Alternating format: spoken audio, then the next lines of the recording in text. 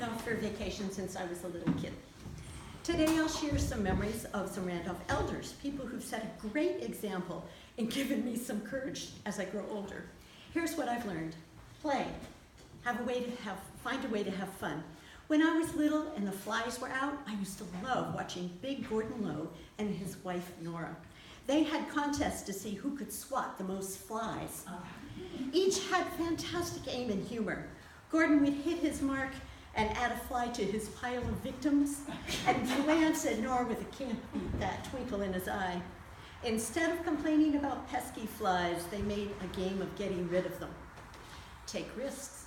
Our neighbor, Milton Smith, wasn't a builder by trade, but that did not stop him from building a cabin with his sons. We used to go and watch them figure out how to do things. Nor was he an arborist, but that didn't stop him from tending to his tall spruce trees. A source recently told me that he climbed the Matterhorn at age 60.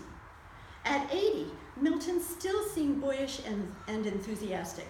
I remember driving past his house on one foggy night and seeing through the mist a dark form. Was it a horse? It turned around, showing a full rack of antlers. I stopped to tell Milton, but he ran outside to chase the moose. Develop grit and stay active. Lena Watson shoveled snow off her roof until she was, I think, maybe 86. Jack Boothman kept hunting and fishing right until he died. My father, Fred Phinney, still square danced and climbed Pine Mountain when he was 89.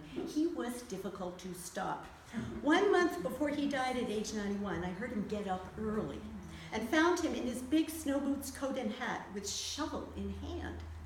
"What are you doing, Daddy?" "It's snowing. I'm going to shovel the walk." "You've got to shovel while the snow is still light."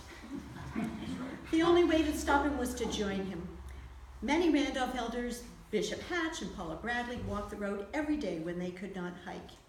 And we think Milton used to drive over to Wildcat and walk the polecat, zigging back and forth. Well, when you can't hike above tree line and feel that wind blow in your face anymore, find other ways to be part of nature. That's called being graceful about aging. My mother became a bird watcher. Anna Gulig, whose home the Rowans restored, set 4 sew tables on her screen porch that faced Mount Adams and Mount Madison. On each table was a project.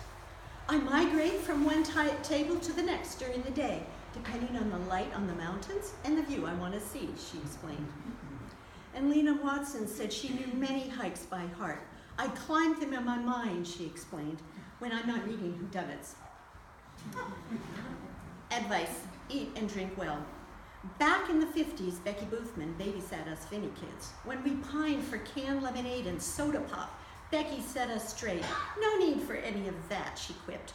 "What you have right here is the best cold mountain water in the world, Randolph water."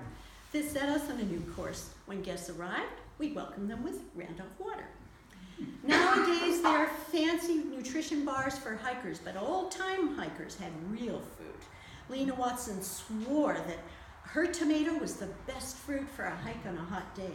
And I looked it up on Google, and for sure, it contains vitamin A, C, and K, niacin, and folate, and is low in sodium.